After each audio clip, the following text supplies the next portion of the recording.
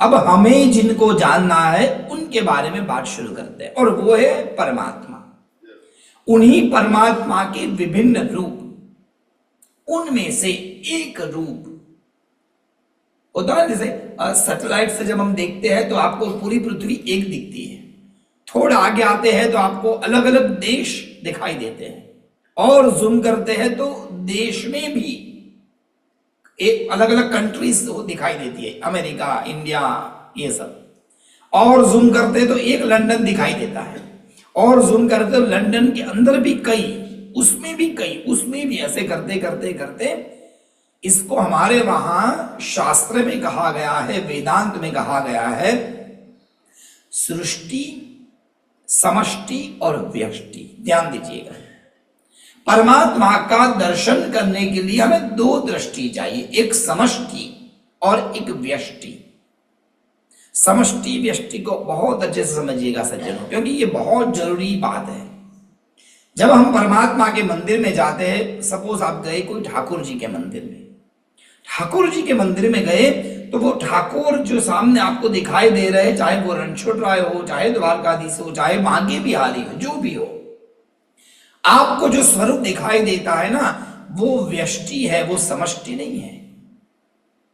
व्यष्टि अर्थात एक, आपको एक ठाकुर जी दिखाई देंगे। अब उन ठाकुर जी, एक है व्यष्टि, ठाकुर जी के बाहर और समष्टि है, और ठाकुर जी के अंदर भी एक समष्टि है। समझिए कैसे। आपको तो दिखाई दिए एक द्वारकाधीश, पर वही द्वारकाधीश के इतने सारे रूप इस पृथ्वी पर है। जितने जितने द्वारकाधीश के मंदिर अलग अलग अलग बने हैं, वो समस्त मंदिर, उनके समस्त रूप, ये सब उनकी ही व्यष्टि है, उनकी ही समष्टि है, उनकी ही दुनिया है। परंतु एक दुनिया उनके अंदर की होती है। उनके गले में लगी हुई 5 माला, 5 ही माला क्यों? उन्होंने आज दुपट्टा ऐसे पहना है, क्यों?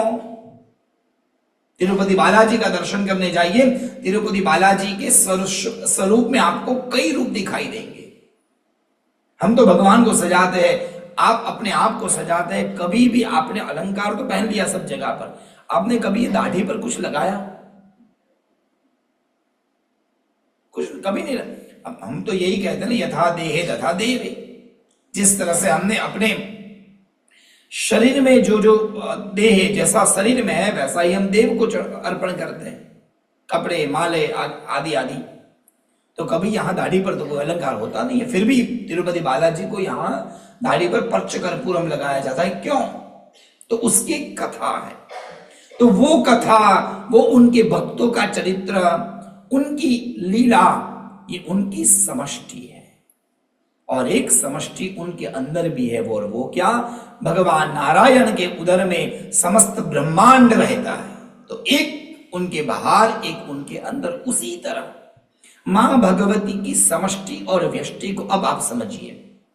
मां जगदम्बा एक है, परंतु वही मां भगवती के अंदर कई रूप है, और उनके बाहर भी अनेकों रूप है।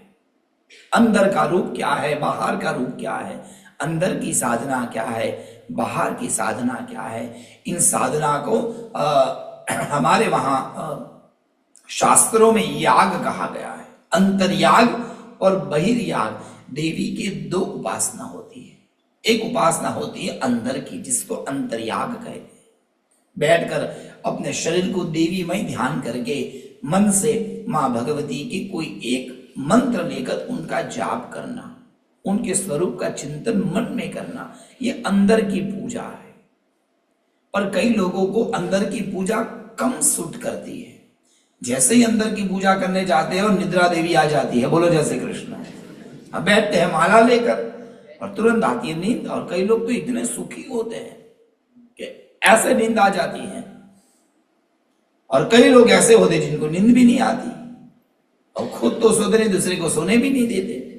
कई लोगों का मन बड़ा चंचल होता है, माला करने बैठते हैं, माला हाथ में घूमती है और मन में हजारों प्रकार के विचार आ जाते हैं। कि कह दिया कबीरदास ने, माला तो कर में फिरे और जिब फिरे मुख माही, पर मनवा चारू और फिरे ऐसो सुमिरन नाही। अब तो वो तो ठीक नहीं होगी माला, जब मन इधर उधर घूमेगा तो ऐसे व्यक्तियों के लिए बहिर्याग बताया गया कि भाई आप अंदर की साधना नहीं कर सकते हो तो कोई बात नहीं, आप बाहर की पूजा करो। कैसी? तो वहां पर 5 प्रकार की पूजा बहिर्याग में आई, और वो 5 प्रकार की पूजा में एक मां भगवती का यज्ञ, मां भगवती का अभिषेक, मां भगवती की अनेकों नामों से अर्चना, मां भगवती के आगे नृत्य करना, और मां भगवती के आगे उनके नामों से कीर्तन करना, उनका अलंकार करना, उनके आगे नाचना, ये सब अलग अलग प्रकार के विभिन्न उनकी बाह्य साधनाएं शुरू हुई। उनमें से 2 प्रकार की साधना गुजरात और उत्तर भारत में बड़ी ही प्रसिद्ध है, और बाकी 3 साधना दक्षिण भारत में। आप दक्षिण भारत में जाइए, वहां माता की चौकी नहीं होती, बोलो जय श्री कृष्ण। चौकी तो वहां होती है पंजाब में, उत्तर भारत साइड में, वहां होती है चक्र पूजा। देखा जाए तो दोनों, एक जगह पर चौकी तो एक जगह पर चक्र पूजा। दक्षिण भारत में जमीन पर एक बहुत बड़ा यंत्र की डिजाइन, रंगोली की जाती है, आसपास में कलश भर जल, उस पर नारियल और अलग अलग विभिन्न कलश को सजाया जाता है। 8 दिशाओं में 8 कलश रखे जाते हैं। पंडित जी वहां पर बैठते हैं और उस यंत्र में हजारों पुष्प से पुष्पयाग होता है, बड़े बड़े यज्ञ होते हैं। बैठ के विभिन्न प्रकार की आराधना, यज्ञ, चंडी याग। आप दक्षिण भारत में जाइए साहब, बहुत प्रसिद्ध है। कभी प्रसाद जी से करवाइए चंडी याग, अद्भुत यज्ञ करते हैं।